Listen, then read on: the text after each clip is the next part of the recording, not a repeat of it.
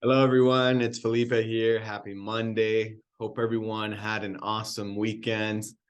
So, as you know, I'm here to keep you up to date with current market news and teachings. This is in no way, shape, or form financial or investment advice. This is for entertainment and educational purposes only. So, I'll go ahead and jump right into it. So, I've noticed recently a lot of bio companies or pharmaceutical companies acquiring one another. I wonder what's the deal with that. But here we basically have another pharmaceutical company acquiring another one, or at least putting a bid in to acquire, right? So in this case, we have Pfizer. I'm sure you're familiar with Pfizer. They developed one of the COVID vaccines. So basically, they recently announced, I believe, on May 30th, that they plan on acquiring another pharmaceutical company called Seagen for $229 per share. Currently, Seagen trades for about or sells for about $195 and some change per share. And the interesting thing of this is that 99% of the share votes at the meeting, so at the recent shareholder meeting, represented approximately 88% of the shares of Seagen common stock issued and outstanding as the record date for the special meeting, were voted in favor of the proposal to adopt a merger agreement. So it seems like current shareholders are all up for the acquisition, which is already one less thing to worry about. Next thing to worry about would be regulators attempting to block the merger, which is kind of a common thing in these merger acquisition bids. So the affirmative vote brings us one step closer to joining with Pfizer to accelerate our ability to deliver transformative cancer medicine to more patients in need around the world. So let's dive into Seagen's financials and see what's going on there. Let me see this. Okay. So, okay, what is Seagen to begin with? What is Seagen Inc? What kind of company is this? So this is why I love going into financial statements, because it teaches you a lot about different industries that you might have otherwise never had any experience in, right? Or known very little bit about. Pharmaceutical companies is not in any way something I am super familiar with. Not my forte, and these are considered the riskiest potential investments you could make. They're up there, not the riskiest, but they're pretty high up in terms of risk. Why? Because they're very they tend to be priced at ridiculously high levels, and a lot of them operate on losses because they're trying to produce medications and so forth that are sometimes still going through the production phase. I believe they call it trial phase 1, trial phase 2, trial phase 3, with trial phase 3 being the final trial before a medication or treatment basically gets approved and then goes into production, and they start actually generating money from it. So Seagen, in this case, we are a biotechnology company that develops and commercializes targeted therapies to treat cancer. We are commercializing adcetris or brentuximab vedotin. These are, I'm gonna be butchering all these words because medical words or medicine names or so forth are really hard to pronounce. For the treatment of certain CD30 expressing lymphomas, PAD-7, which is another one of their products, or enfortumab vedotin, EJFV, for the treatment of certain metastatic urothelial cancers, Tivdak, which is another one of their products, or tisotumab vedotin, TFTV, for the treatment of certain metastatic cervical cancers, and Tukisa or tucatinib for the treatment of certain metastatic HER2 positive breast cancers. We are also advancing a pipeline of novel therapies for solid tumors and blood-related cancers designed to address unmet medical needs and improve treatment outcomes for patients. Many of our programs include Adcetris, PAD-7, and Tivdak, are based on our antidrug conjugate, or ADC, which is abbreviation for antidrug conjugates, technology that utilizes the targetability of monoclonal antibodies to deliver cell-killing agents directly to cancer cells. So Seagen basically is a biotech company that is primarily focused on different kind of cancer treatments. From what my understanding is, they have a couple of medications or drugs and treatments and so forth in production, so they do produce revenue, and they do have some products going through trial. So this is basically where Pfizer comes in. So pending transaction with Pfizer, in March 2023, we enter into a definitive merger agreement under which, on the terms and subject to condition thereof, Pfizer Inc. or Pfizer will acquire Seagen for $229 in cash per Seagen share for a total enterprise value of $43 billion. That is a huge acquisition. The company seeks to accelerate the next generation of cancer breakthroughs and bring new solutions to patients by combining the power of Seagen's ADC technology, so anti-drug conjugate technology, with the scale and strength of Pfizer's capabilities and expertise. The company expects to complete the transaction, which we refer to herein as the Pfizer merger, in late 2023 or early 2024, subject to fulfillment of customary closing conditions, including approval of our stockholders and receipt of required regulatory approval. So it seems like they already have or there's a positive outlook there in terms of shareholder approval. This acquisition doesn't seem to be happening until late 2023, so that might be fourth quarter, or early 2024. That could be the first half. So it's a little while till it gets there. Odds are some sort of regulator is going to basically attempt to stop the merger, because from here to the time when the merger is expected to close is quite a little whiles from now.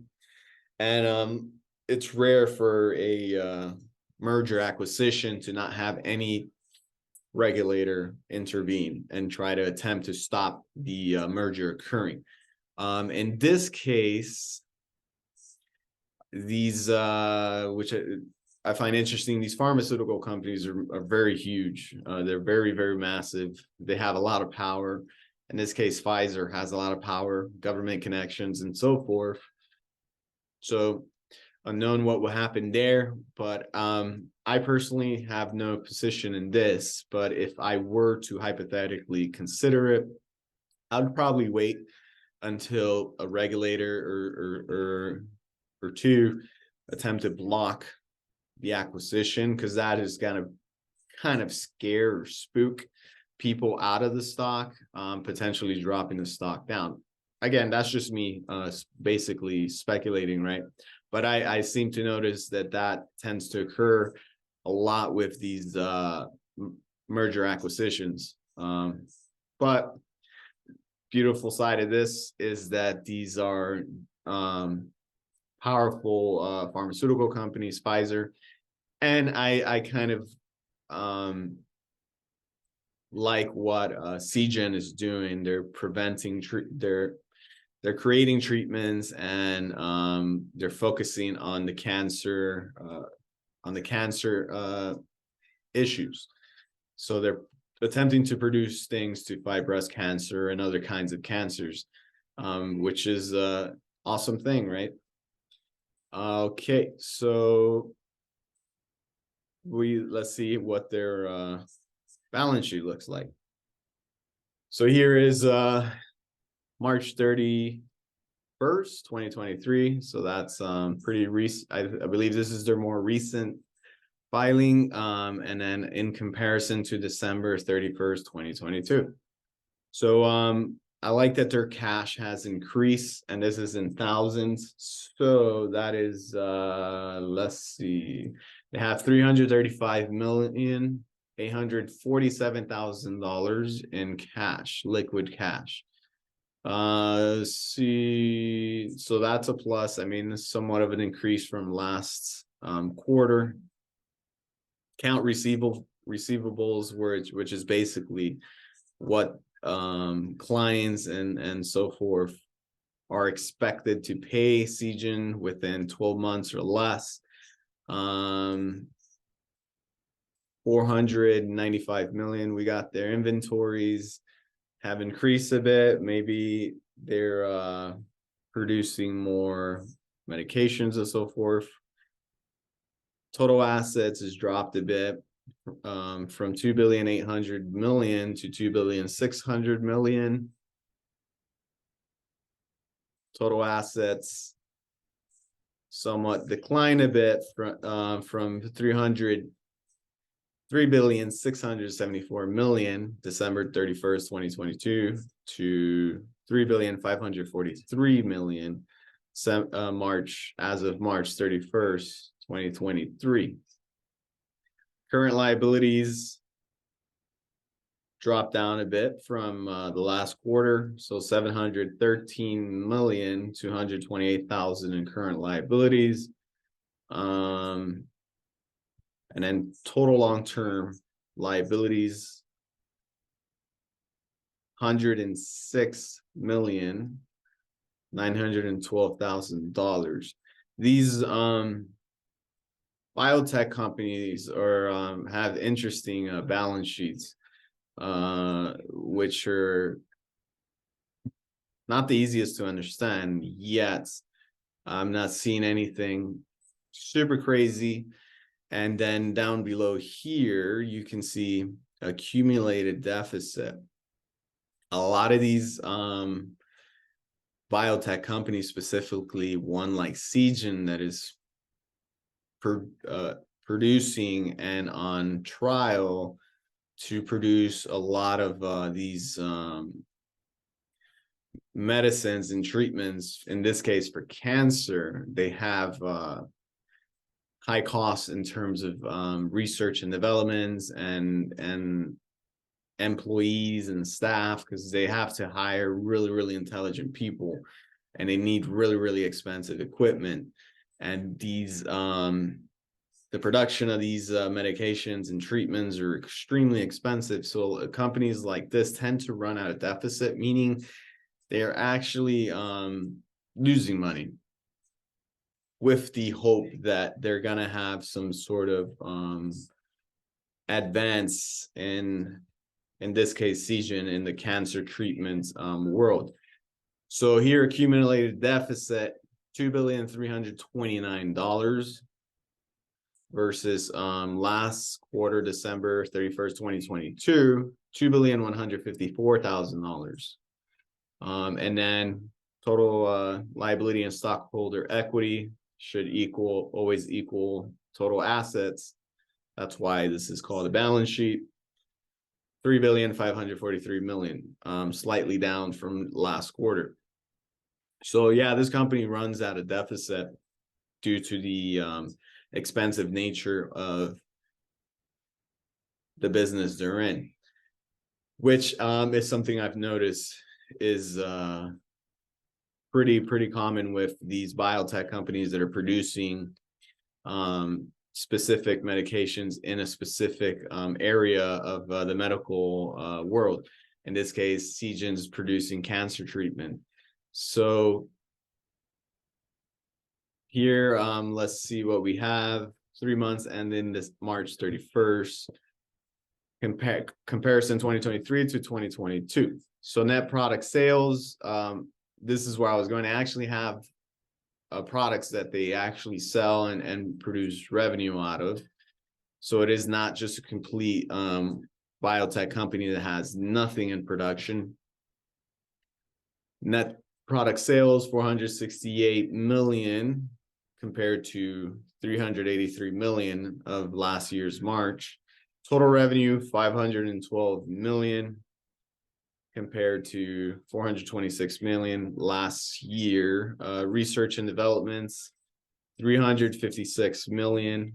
So they've put more money into research and development, and this basically is what goes into the technologies that they need to purchase and equipment and money that goes towards producing these specific products that they're working on. So I mean, that's, you always want to see a reasonable amount of research and development in these biotech companies, because that is what they do, right? They develop medications. So definitely they've increased their research and development from last year, 356 million to 297 million last year. Loss from operations, so they run at a loss, 184 million versus 133 million last year. So net loss, 174 million as compared to 136 million last year. So they do run at a loss. That's where the accumulated deficit comes into play. So let's see what else we have here. So cash and cash equivalents have increased. That's a plus. One thing I've noticed that I find interesting is their investment activities, because companies, when they have extra cash, they tend to use it to invest in specific investments, and they can either lose or make money via those investments. This company seems to have made money on their investments.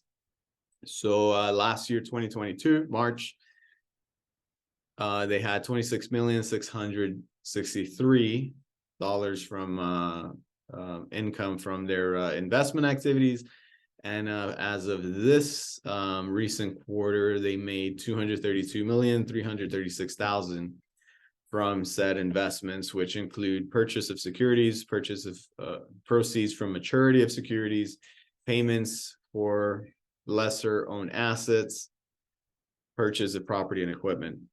So some of them did result in losses, but the other ones made up for those losses. Net cash provided by financing activities, 29 million, basically rounded to 30 million, and then cash and cash equivalents and restricted cash at the end of the period, $337 million, which is an increase from last year, March, 260 million. So that's cool to see, and that stands out to me.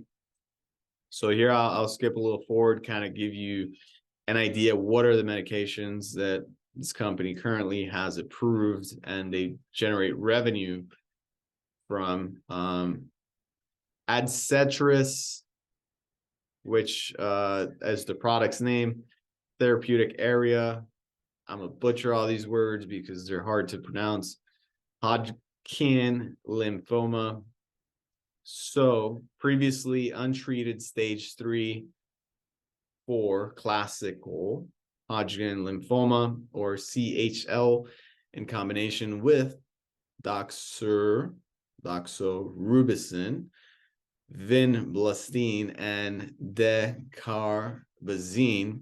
CHL at high risk of relapse or progression of post-autologous hematopoietic stem cell transplant or auto-HSCT consolidation.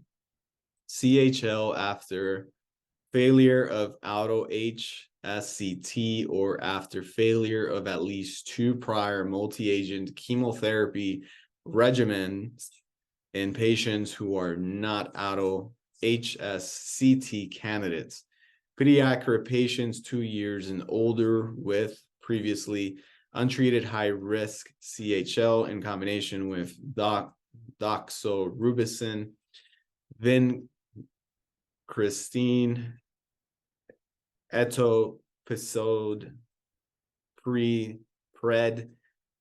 prednisone, and cyclophosphamide. Man, these are not easy to pronounce. T-cell lymphoma. Previously untreated systemic anaplastic large cell lymphoma, or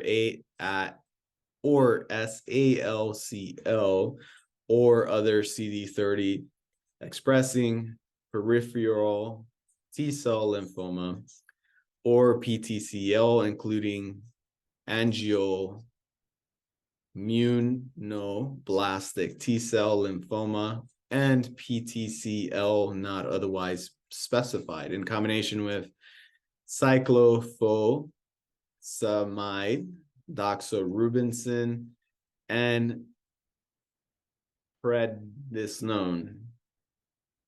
SALCL after failure of at least 1 prior multi-agent chemotherapy regimen, primarily cutaneous anaplastic large cell lymphoma, or PCALCL, or CD30 express mycosis fungoid, who have received prior systemic therapy.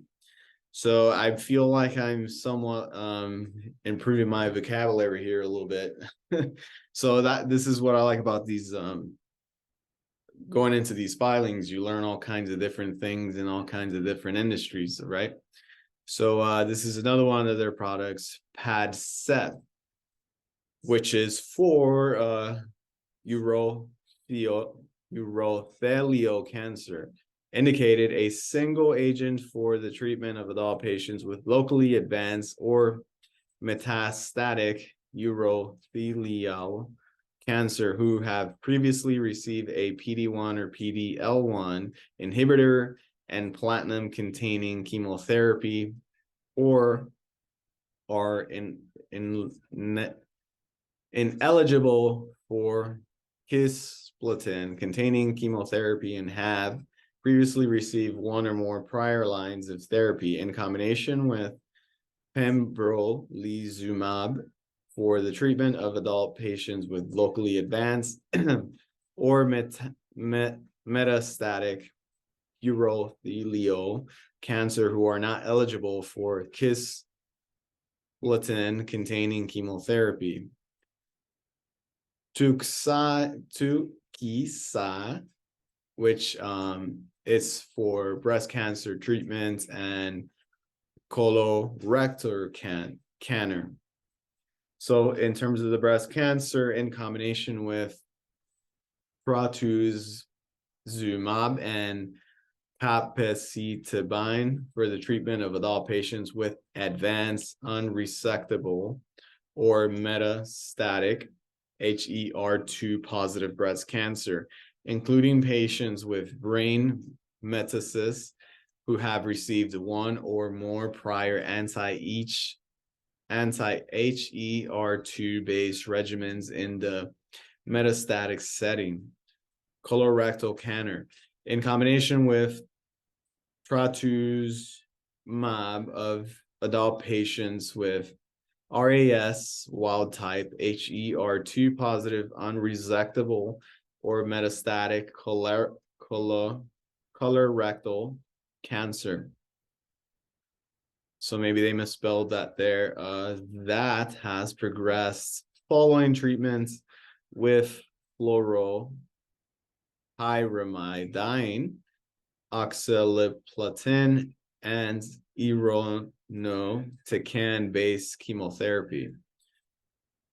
And now we have a Tivdak, which is for cervical cancer, recurrent or metastatic cervical cancer with disease progression on and after chemotherapy. So these are the products they currently have approved and in the market, Seagen. So yeah, so that's some information on Seagen. Now let's look at their stock, right? So as of now, let's hypothetically to the merger acquisition date, it would be an approximate 17% return. Not a bad return for a year if this hypothetically were to happen and close, right? But being that it won't close until late 2023 or at earliest 2024, it makes sense, at least to me, in terms of if I were to want to speculate in this kind of stuff, to wait to see if some sort of regulator attempts to block this acquisition. Being that it is a Seagen is in the field of producing cancer treatments,